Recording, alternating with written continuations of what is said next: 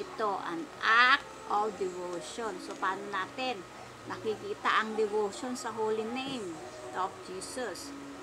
We can make the sign of the cross as we pass by a Catholic church.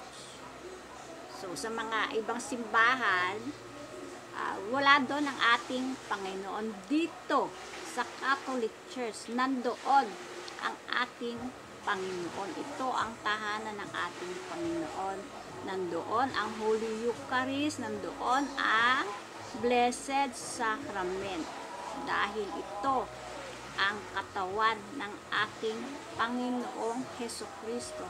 At dito siya nananatili. So, tuwing magpapas sa church, ang pag-sign of the cross. Ngayon, kung hindi makapag-sign of the cross, o kung ikinahihiya, di ba ang sabi ng Panginoon, kung pinahihiyaan nyo ako, ay ikahihiya ko kayo, hindi ba?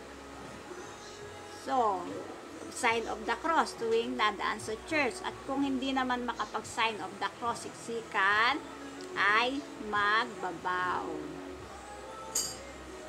Puon ko na andito ako. Parang ganon, di ba? Magbabaw kung hindi makapag-sign of the cross. Kasi di ba yung iba na nadidistract sa sign of the cross. Bakit? Bakit sila nadidistract? Di ba? So, kung talaga hindi nga makapag-sign of the cross, mag-vow tuwing dumadaan sa mga Catholic Church. Ayun, number 2.